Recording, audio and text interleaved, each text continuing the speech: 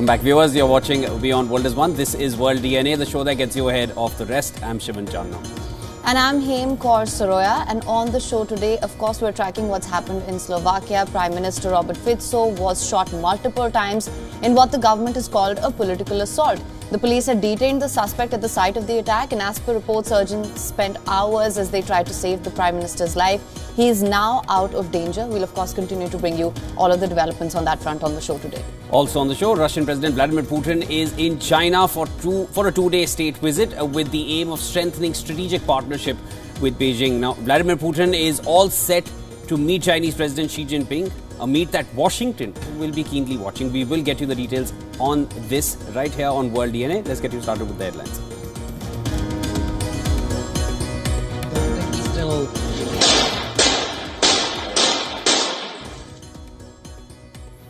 Slovakian Prime Minister Robert Fico no longer in life-threatening condition and is expected to survive after surgery, says Deputy Prime Minister.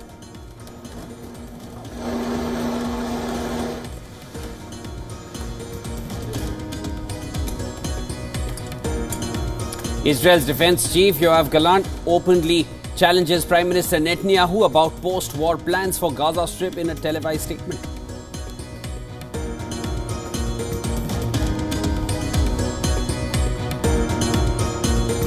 Joe Biden and Donald Trump agree to participate in first televised presidential debate. CNN announces the 27th of June showdown in key swing state of Georgia.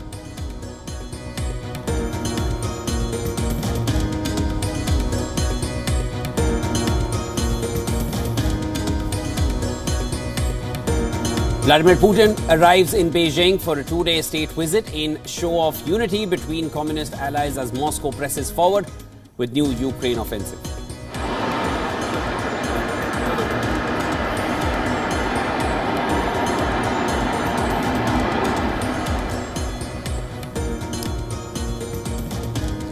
In fresh protests, hundreds of demonstrators donning gas masks and protective goggles shut down streets after Georgia's parliament passes a so-called foreign influence law.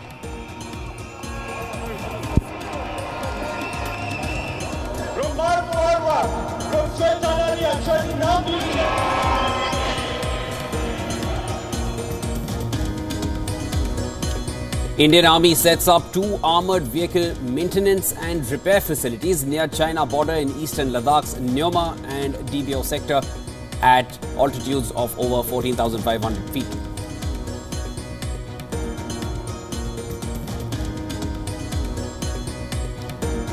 Canada wildfires prompt evacuation orders and warnings. More than 130 wildfires burning across Canada as massive blazes force thousands to evacuate.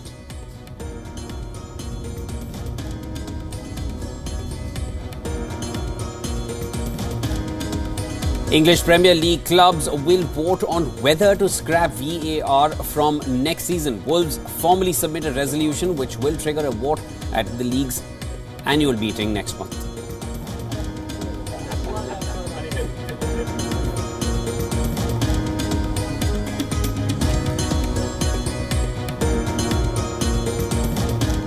First things first, Slovakian Prime Minister Robert Fico is no longer in life-threatening condition after he was shot in an assassination attempt on Wednesday. Absolutely shocking visuals that have come in. The Prime Minister underwent a surgery later, and according to reports, 5 shots were fired. You can hear them in the footage as well. Of course, one shot hit Fico in the abdomen and several other places on his body, including an arm and leg. As per the Deputy Prime Minister, one of the bullets pierced through Prime Minister Fico's stomach while another hit his joint. An eyewitness described the scene as the Prime Minister was leaving a government meeting northeast of the capital of Bratislava.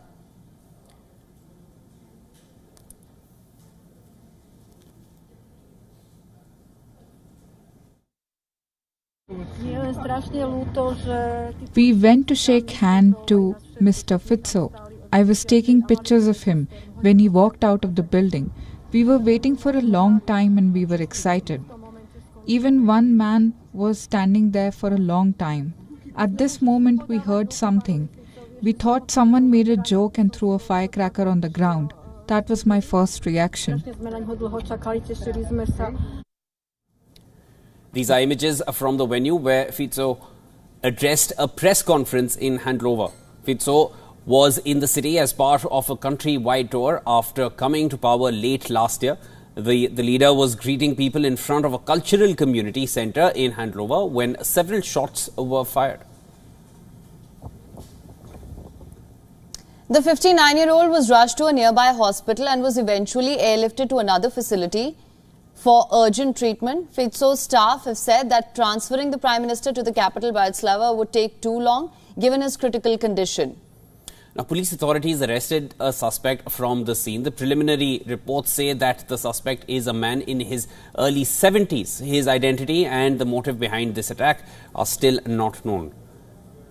Slovakia's president has reacted to the incident, condemning the assassination attempt on the political rival.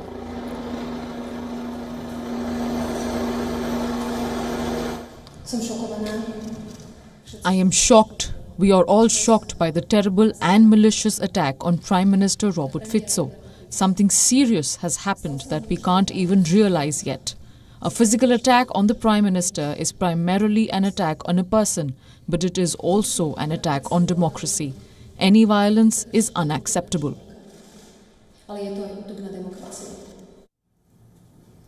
Several European Union and NATO alliance leaders have expressed shock at the assassination attempt. US President Joe Biden expressed shock, saying that he was alarmed to hear reports of the attack.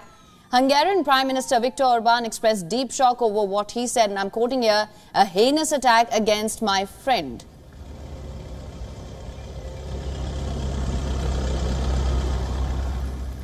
All right, for more on this, we're now being joined by Glenn Carl, former National Intelligence Officer from the CIA and National Security and Foreign Policy expert. He's joining us from Boston. Thank you so much for joining us, sir. Sir, I want to begin by asking you, Fico was shot 5 times from close range. It's a miracle that he's alive. Reports suggest that he's out of danger. How do you assess this situation? Well, I see two levels that immediately come to mind and that seem to be the most significant. First, there's the internal Slovak issue, which has Fico unpopular. Obviously, he won a plurality, which allowed him to take office, only 23% of the vote. But he is an aggressive populist, at the least one could say populist, pro-Russia, pro-Vladimir Putin, and seeking to control progressively the media, have the government, which he controlled the Slovak media, opposed by people who claim that or assert that he is damaging democracy. The allies of Fico have already accused the opposition of causing the assassination attempt. And so the clash domestically is a stark one. But that reflects the larger tensions and developments politically in Europe and in the United States, for that matter, where you have a surge in populism opposing immigration, in particular of different ethnic groups. And you have fractures feared, if not beginning, in Europe's coalition and support for Ukraine in opposition to Russia. Fico is an ally of Russia, along with Viktor Orban in Hungary. So all of these things are brought yet more to the fore and seem to be reaching, if not crisis, higher tensions. That seems to be the initial resonance of the assassination attempt. Mr. Carl, you've given a global perspective to where things stand and what could have caused this incident. I wanted to get a few more thoughts from you, which are more specific to the incident. The shooter, he was standing right across the barrier. He's I think in his 70s. There was hardly any getaway attempt. He was immediately detained. I don't think he seemed to look like he wanted to get away either. What could have been his reasons, even if there is a political assault as it's being deemed? Would they choose an assassination attempt? Would they choose a 70-year-old? Is this some sort of personal angst? Talk to us about that. Well, gosh, I'm not a police investigator, and I'm certainly not on the scene. But it does strike me as the way you frame it indicates highly unlikely that any faction or party or group would have chosen this individual and taken this approach to an assassination attempt. What immediately comes to mind, and I think these best explanations are often the simplest ones, is that he is an aggrieved, angry individual who opposes many of the positions that Fico is promoting. It's hard for me to imagine, I find it inconceivable, that Fico's opponents would ever contemplate doing something like this. So it strikes me as a motivated individual who views himself as a hero and a martyr. All right. Thank you so much for joining in, Mr. Karl. That was Glenn Karl joining us from Boston, sharing all his insights on a matter which is, of course, we will be delving deeper into it as the day progresses, as more inputs come in from around the globe.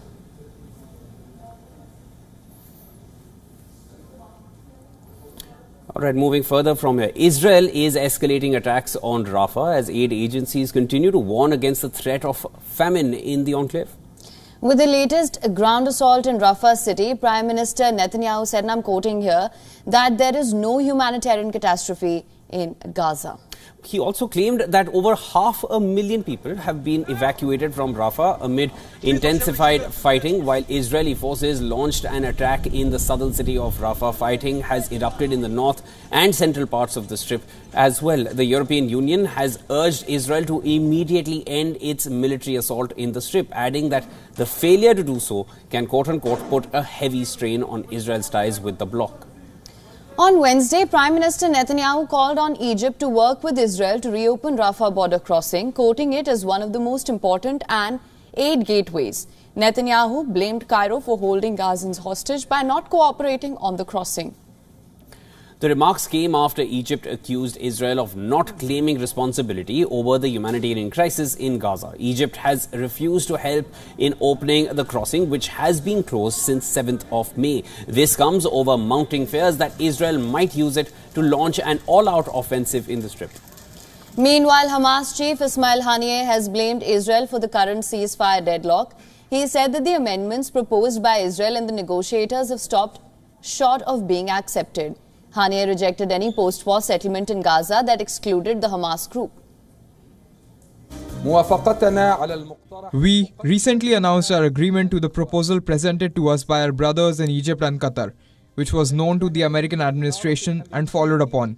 But the occupation responded to this proposal by occupying and controlling the Rafah crossing and actually starting the aggression in the Rafah area and entering the Jabalia camp and the Zaytun neighborhood in Gaza City. And they made amendments to the proposal and put the negotiations at an impasse. Separately, in the United States, a Jewish Interior Ministry staffer publicly resigned to protest U.S. support for Israel. Lily Greenberg, who is a special assistant to the chief of staff in the Interior Department, blamed President Joe Biden of using Jews to justify U.S. policy in the conflict.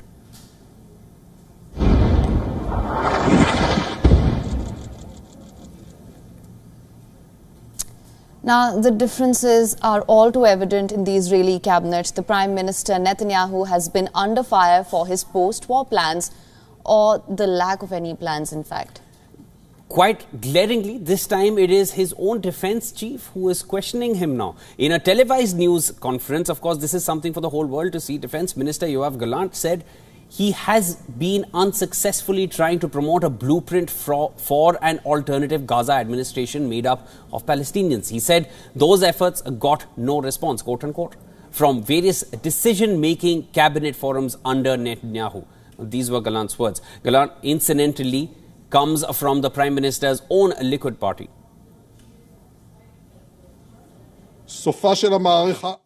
Since October, I have been raising this issue consistently in the cabinet and have received no response. The end of the military campaign must come together with political action. The day after Hamas will only be achieved with Palestinian entities taking control of Gaza accompanied by international actors, establishing a governing alternative to Hamas's rule. This, above all, is an interest of the State of Israel. There was no immediate response from Netanyahu to his colleagues' remarks, but Netanyahu has been very vocal about similar statements by US Secretary of State Antony Blinken. Blinken has said Israel needs a clear and concrete plan when the conflict ends in Gaza. He has also said that Gaza faces the potential for a power vacuum that could become filled by chaos, while ruling out any support for Israeli occupation. We've been very clear that when it comes to the future of Gaza, we do not support and will not support an Israeli reoccupation. We also, of course, do not support Hamas governance in Gaza. We know and have seen where that's led all too many times for the people of Gaza and for Israel. And we also can't have anarchy and a vacuum that's likely to be filled by chaos. That only underscores the imperative of having a clear, concrete plan for the day after the conflict in Gaza, in terms of governance, in terms of security, in terms of rebuilding Gaza for its people. The chaos mentioned by Blinken is already playing out in Gaza. Since the start of the war, Israel has blocked imports of cash in Gaza, resulting in a shortage of banknotes. As thousands of desperate people are queuing up outside, often awaiting days for access. Armed gangs are taking advantage of the situation as well. With no Palestinian police, they are demanding a fee to provide priority access. Netanyahu says after achieving its war goal of dismantling the Hamas's government, Israel will retain the overall security control over the territory. He has also refused proposals for an internationally backed Palestinian Authority to move back into post-war Gaza.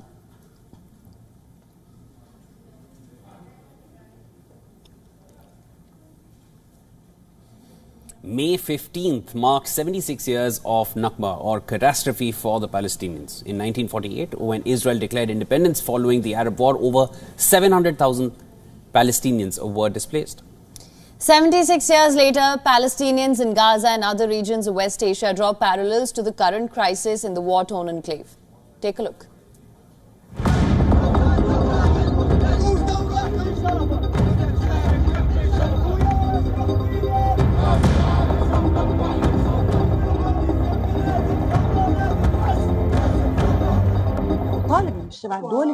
I demand the international community to act and to stop the war of extermination against our people in Gaza. What is happening is not logical. What is happening in Gaza, all of Palestine and the West Bank has never happened in history. The occupation has been committing war crimes for 76 years and the international community is silent.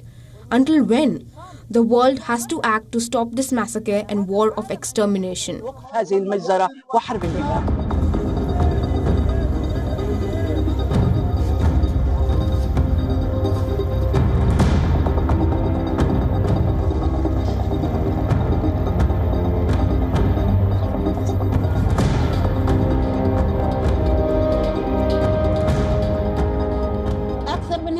There is no catastrophe worse than this one. I've been here for about 80 years and a catastrophe like this I have not seen. Our homes have gone, our children have gone, our property has gone, our gold has gone, our incomes have gone. Nothing is left. What is left for us to cry over?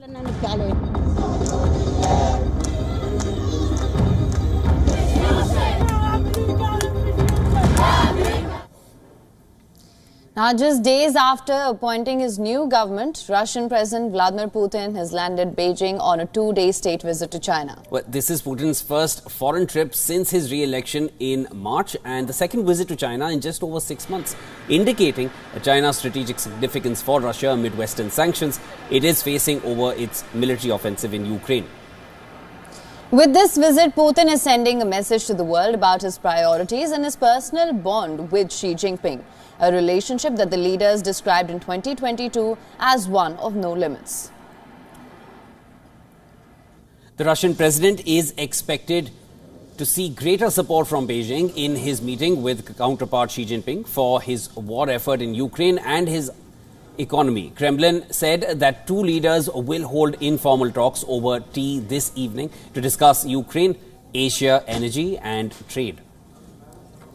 Putin's newly appointed Defense Minister Andrei Belosov, as well as Foreign Minister Sergei Lavrov, Security Council Secretary Sergei Shoigu and Foreign Policy Advisor Yuri Ushakov will also attend, along with Russia's most powerful CEOs.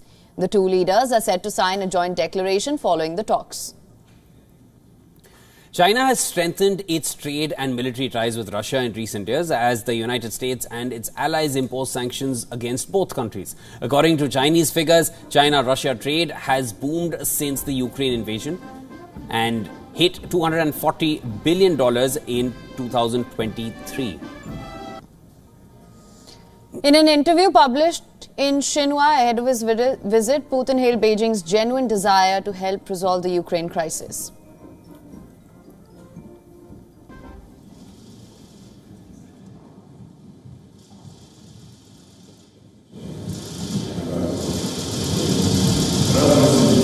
Председатель Китайской Народной Республики. 71-year-old Putin and 70-year-old Xi Jinping will take part in a gala evening celebrating 75 years since the Soviet Union recognized the People's Republic of China, which was declared by Mao Zedong in 1949. Putin will also visit Harbin in northeastern China, a city with strong ties to Russia.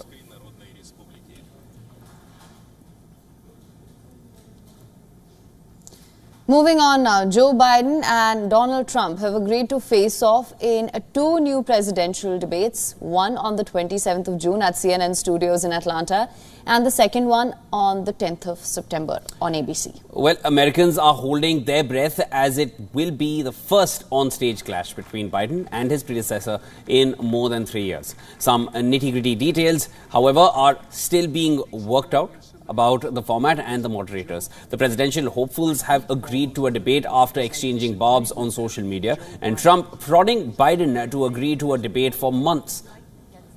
Biden's challenger in a post on X said that it will be a great honor for him to accept CNN's invitation to face off with his Democrat rival.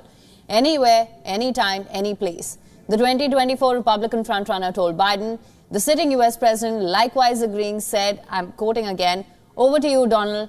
He accepted the second debate, saying, "Make my day, pal. I'll do it twice."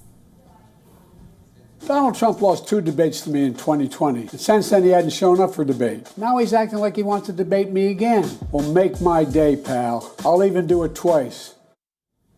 Even as their clash marks a pivotal moment in US politics, Biden won't appear for the traditional debate for the historic November rematch scheduled by the US Bipartisan Committee.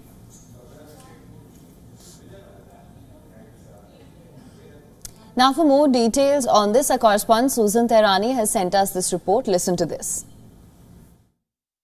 The first presidential debate is happening unusually early, over 4 months before Election Day. Now this raises concerns about timing as global events could significantly impact election outcomes. Additionally, the exclusion of third-party candidates like Robert F. Kennedy Jr. from the debate has sparked controversy.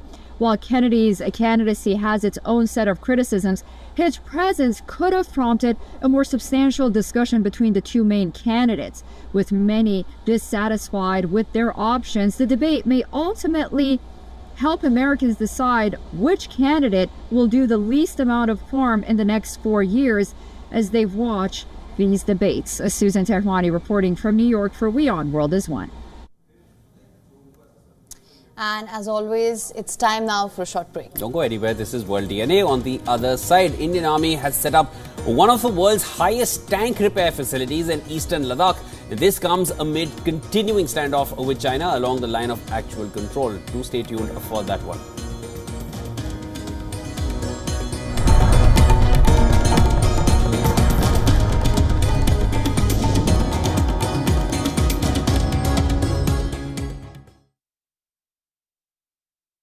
WION, India's global voice, the channel that brings you the biggest stories from across the world through India's lens. Now available in more than 190 countries worldwide, because we believe that the world is one. Watch us in Africa, Europe, USA and Canada, South America, Asia Pacific, Middle East and North African regions. Also available on these digital platforms across the world. WION. World is one.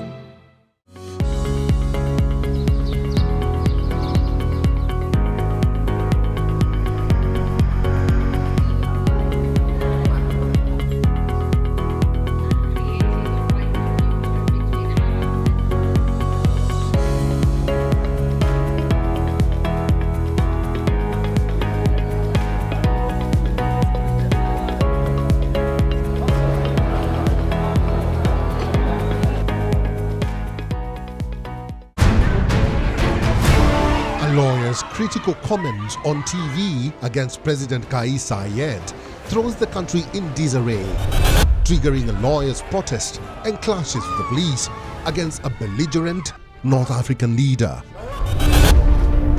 Nigerians divided over Prince Harry and Meghan's visit as the couple stirs controversy with their dress code and protocols. And Libyan Abdel Fattah al-Saadi shares his food and sleeps with predatory animals who have become his pets in Tripoli. World of Africa, at these times on WION, World is One.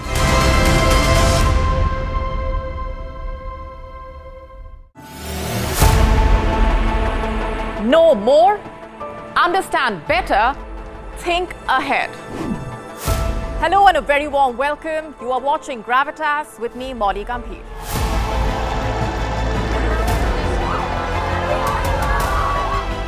Get the facts, not the bombast. On the 26th of March, dynamic pricing, Baloch separatists, Gravitas cuts out the clutter. Gravitas keeps calm when others scream. Gravitas brings news to life.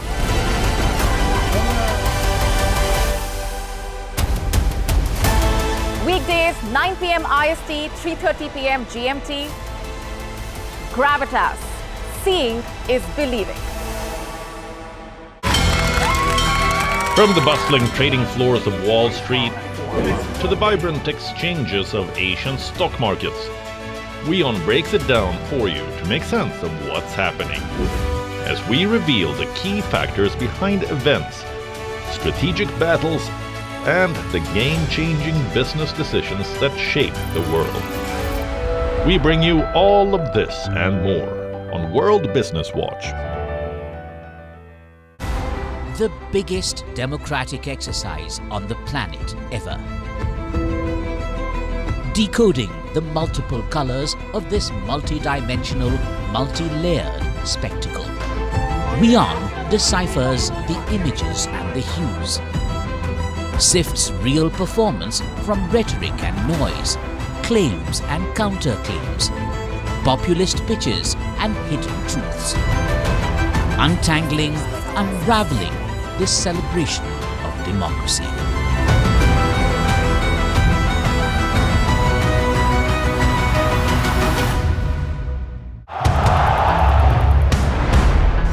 Everyone loves a contest.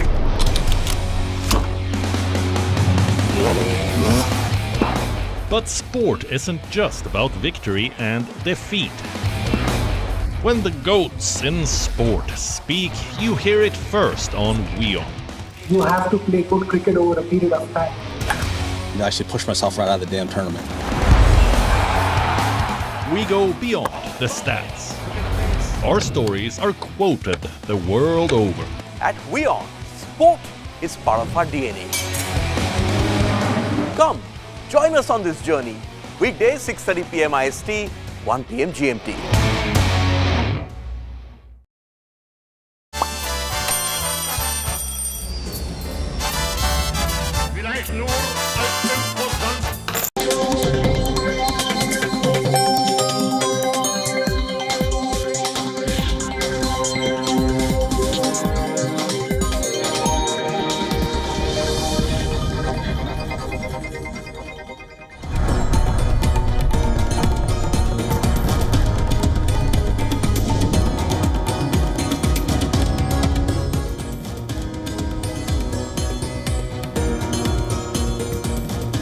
Welcome back to World DNA. Thank you so much for staying with us. Here's what we've lined up for you on this side of the show.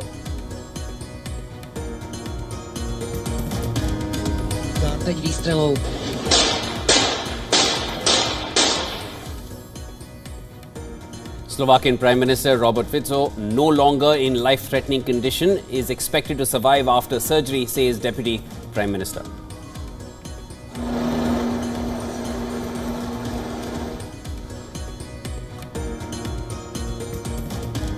Israel's defense chief Yoav Gallant openly challenges Prime Minister Netanyahu about post-war plans for the Gaza Strip in a televised statement.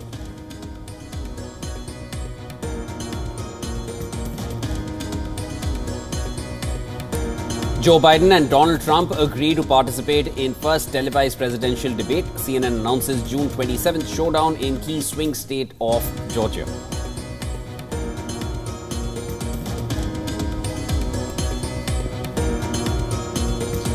Vladimir Putin arrives in Beijing for a two-day state visit in show of unity between communist allies as Moscow presses forward with new Ukraine offensive.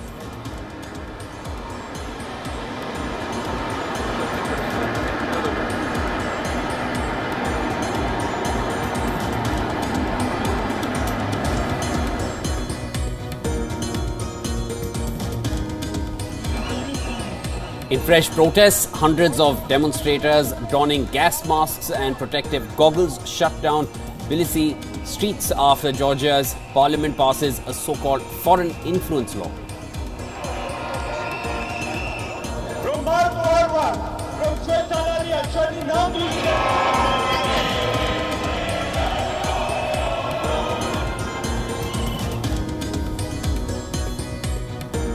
India hands out first set of citizenship certificates to 14 people under Citizenship Amendment Act or CAA nearly 2 months after the centre notified it.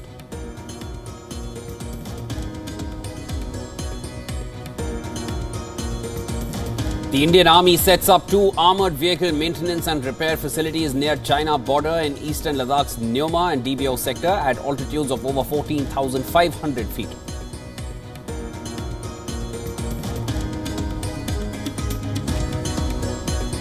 English Premier League clubs will vote on whether to scrap VAR from next season. Wolves formally submit a resolution which will trigger a vote at league's annual meeting next month.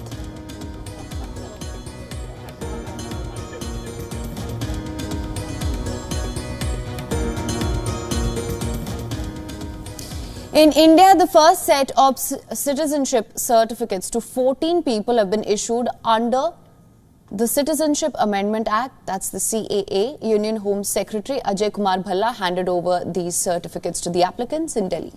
Now, this comes nearly 2 months after the centre notified it, initiating the process of granting Indian nationality to persecuted non-Muslim migrants from Pakistan, Afghanistan and Bangladesh. Under the CAA, the qualification period of citizenship application has been reduced from 11 to 5 years for undocumented non-Muslim migrants who came to India before 31st December 2014. The CAA was enacted in December 2019. The act got the President's assent, but the rules under which the Indian citizenship was granted were issued only on the 11th of March this year.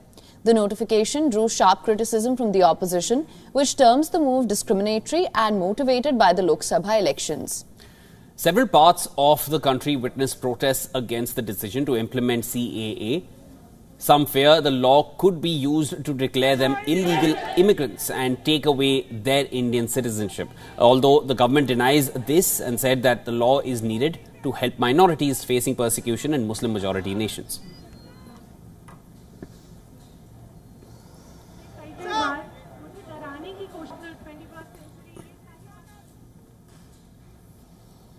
Amid continuing standoff with China along the line of actual control, Indian Army has set up one of the world's highest tank repair facilities in eastern Ladakh.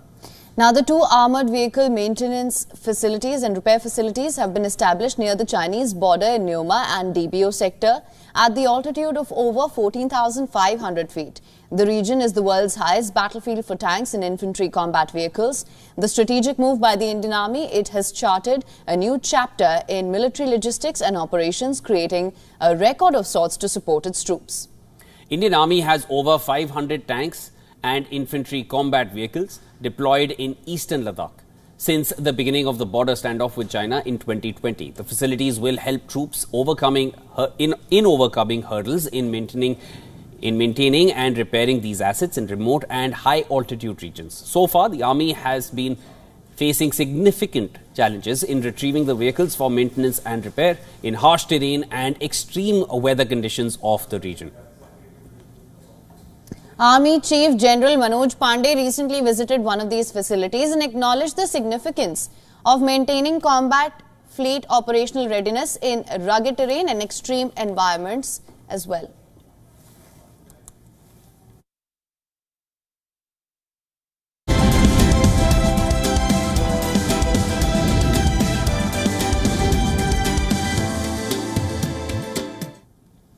Despite several challenges in the Argentine economy, citizens are braving the odds in applying for mortgages to realize the dream of owning a home. How did the economy go from a record low consumer confidence to realizing the dream of the common man? That's what this next report decodes. Take a look. After a rough economic start to the decade, Argentines are rushing to the banks to apply for mortgages. The reason? Interest rate reductions under Libertarian President Javier Milei. Thanks to the rate cuts, Argentina's home loan market has woken up from a 6-year slumber. For years, Argentina's real estate market has been affected by currency controls and extremely high interest rates. Local data indicates that home sales with a mortgage, especially in the capital, have fallen since 2018. Part of the calculus for banks in issuing home loans is protecting their bottom line. In recent years, Argentine lenders have kept their money at the central bank, preferring the interest earned from one-day repo notes as a source of income. But with monetary authorities cutting the key rates by 93 percentage points since December, that strategy is not as profitable as it once was. Banks have now been forced to abandon short-term notes and start lending to the public at more attractive rates. But for the loans to stay attractive to consumers, Milei has to make good on his promise to tame price rise. Consumers are betting that Milei will be able to wrestle inflation back down and help them realize their dreams of owning a home. Bureau Report, WION World is One.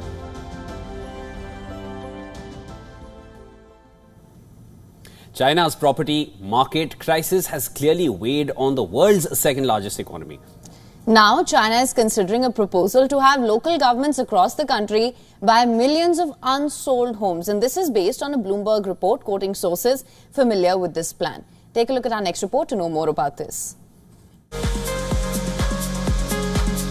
This rescue plan will be one of China's most ambitious attempts yet to salvage the property market. Bloomberg sources said that the State Council is consulting several provinces and government agencies on the preliminary plan. China has tried a few smaller programs to get rid of surplus housing inventory with state funding, but the latest plan would be far bigger. State-owned firms will acquire unsold homes from distressed developers at steep discounts, with the offer of loans from state banks, ACC, and other financial institutions. Officials are still debating details of the plan and its feasibility. But even if China's leaders decide to go ahead, it would take months to be finalized. If authorities do proceed, it would mark a new phase in the government's closely watched campaign to address the biggest drag on the world's second largest economy. China's home sales plummeted about 47% in the first 4 months, and unsold housing inventory is hovering at an 8-year high. This has exacerbated a meltdown that threatens to put about 5 million people at risk of unemployment or reduced incomes. Investors have been waiting for details of the government's next moves after the ruling party vowed to explore new approaches to ease the real estate crisis. A gauge of Chinese property stocks has rallied about 14% since then. While Beijing experimented in the past with state buying of unsold apartments, most smaller-scale initiatives met little success. In early 2023, the People's Bank of China made 100 billion yuan, that is about $13.8 billion, available to some financial institutions through a specialized lending facility. The money was meant to help 8 cities on a trial basis buy unsold properties for use in local subsidized rental programs. However, China's property sector is unlikely to stabilize until the gap between housing supply and demand closes. Unsold housing inventory climbed to 3.6 billion square feet last year, the highest since 2016. For the government to absorb the inventory, it will cost at least 7 trillion yuan, that is about $967 billion, or 78% of China's budget deficit this year. The plan to enlist local governments to reduce the housing glut could further exacerbate their debt level. China's debt has soared to 56% of the gross domestic product as of last year. Banks would also be under pressure as their balance sheets have already been eroded by rising bad loans and narrowing margins. We report, WION World is One.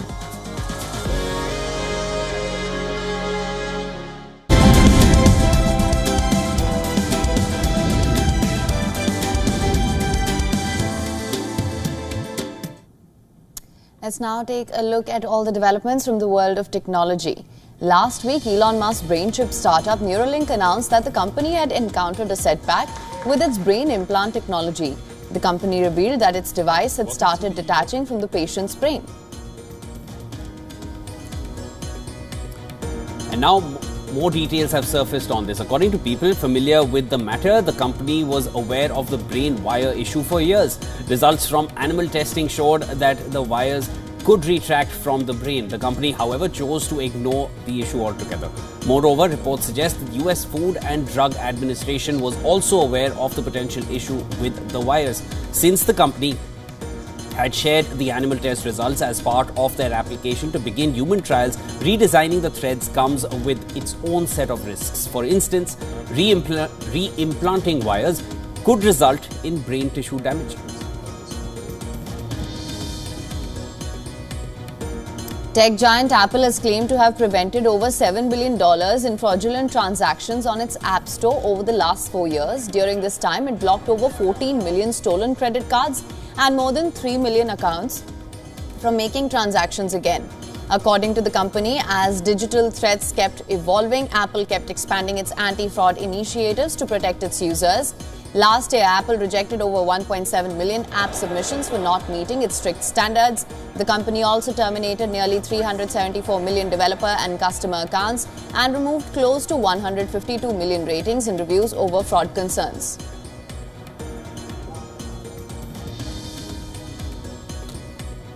According to a report, India has emerged as the leading nation in the Asia-Pacific region for data center capacity, surpassing major countries like Australia, Japan, and South Korea. India's total data center power capacity has reached an impressive 950 megawatts, following closely behind Japan, which secured the second highest data center capacity with 892 megawatts. Apart from infrastructure and real estate, data centers continue to be among the top assets for investors in the APAC region.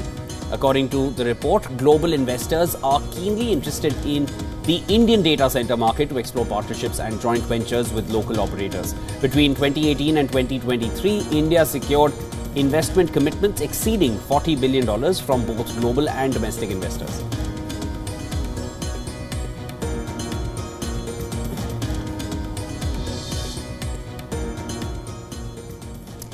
The sun has unleashed a massive solar flare, one of the biggest yet. Well, the sunspots are also growing along with this, which experts say could unleash more such flares. Watch this next story to know what really is going on at the moment. Our sun is furious. Literally, it has unleashed a massive solar flare, the largest in its current solar system, from a superactive gigantic sunspot. On the sun's hot plasma surface, sunspots are cooler, darker areas caused by tangled magnetic fields. These stormy regions are prime real estate for solar flares. A solar flare is a tremendous explosion on the surface of the sun. It takes place when energy stored in magnetic fields is suddenly released. Solar flares are classified into lettered groups according to their size, with X-class flares the most powerful within each class. The numbers from 1 to 10 denote a flare's relative strength. The current X 8.7 flare is not only the largest of the current 11-year solar cycle, but also remarkable in terms of sheer magnitude. Interestingly, the sunspot responsible for this massive flare was a true monster. At one point, this particular sunspot region stretched 16 times the width of Earth, making it an exceptionally large and active region on the sun's surface. The sheer size of this latest flare might raise expectations of a spectacular display of auroras lighting up the skies worldwide.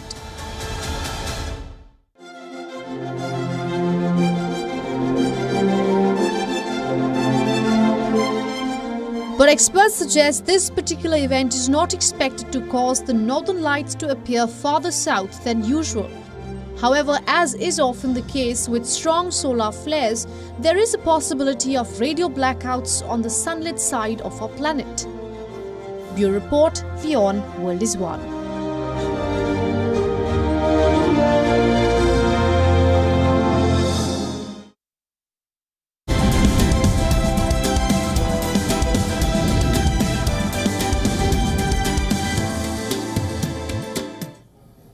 And next up, let's take a look at what's making news in the world of sports, starting with Manchester United, which beat Newcastle United 3-2 in their final home game of the season to keep their European hopes alive. Anything other than a win for the Red Devils would have condemned them to their lowest league finish in 34 years. 19-year-old Kobe Mainoo put United ahead in the 31st minute with a cool finish. Anthony Gordon brought Newcastle level 4 minutes after restart. Diallo drove home his first Premier League goal just before the hour mark to restore United's lead. Rasmus Højlund came off the bench to break his 10-game scoring drought and made it 3.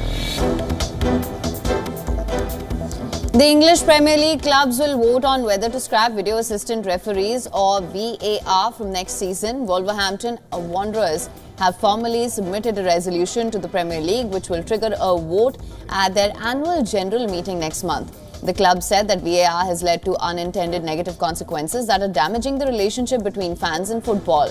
VAR was introduced in 2019 to help support on-field officials with key match decisions, but there have been a number of controversial incidents involving the technology this season. You initially see is not always. Third seed Alexander Zverev bounced back from a scary fall to beat world number 13 Taylor Fritz in the quarter-final of the Italian Open. The Olympic champion fell awkwardly on his stomach while hitting a backhand in the third game of the first set. Most of the damage appeared to be on his left-hand wrist, which was bloodied and needed treatment. Zverev managed to shake off the incident and fired 6 aces and 20 winners to knock out the American 6-4, 6-3 in 1 hour and 30 minutes. The German will face Alejandro Tabilo in the semi-final next.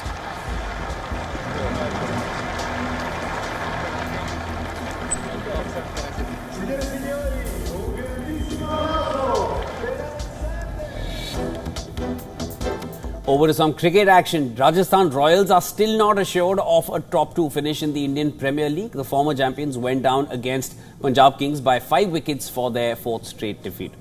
Now, opting to bat first in Guwahati, Rajasthan Royals lost Yashasvi Jaiswal in the first over, with Jos Buttler having left for England duties. All eyes were on Rajasthan's skipper Sanju Samson. However, he could only score 18 before he was sent packing in the 7th over. Tom Kohler, Cadmore's wicket 5 balls later reduced Rajasthan to 42 for 3 in 7.2 overs. Riyan Parag and Ravichandran Ashwin's 50-run stand took Rajasthan to 85 for 3 in 12 overs. The Royals then lost 3 wickets in 3 overs to slip to 103 for 6 in 15 overs. Parag, who was on 28 off 20 balls, then scored 20 runs in the next 14 deliveries to top score with 48 as Rajasthan posted 144 for 9. Punjab lost Prabhsimran Singh in the first over itself. Avesh Khan then removed Riley Russo and Shashank Singh in the 5th over, reducing them to 36 for 3. When Johnny Bairstow was removed for 18 in the 8th over, it looked like Rajasthan would snap their 3-match losing streak. But Punjab's stand-in captain, Sam Curran, had other plans. His 63-run stand with Jitesh Sharma took Punjab to 112 for 5 after 16 overs. Punjab needed 33 runs from the last 4 overs and Curran made sure there were no last-moment slip-ups. He remained unbeaten on 63 as Punjab chased down the target. In 18.5 overs, the result lifts Punjab from the bottom to the 9th spot, while Rajasthan remains second. Obviously, in the position we're in, for us, was sort of about playing for pride today and trying to put in the best performance we can. And I think we, in the field and with the ball today, I think collectively as a group, it's probably one of our better performances. Adapted to conditions, bowled in partnerships, and sort of. Yeah, it's probably a complete performance.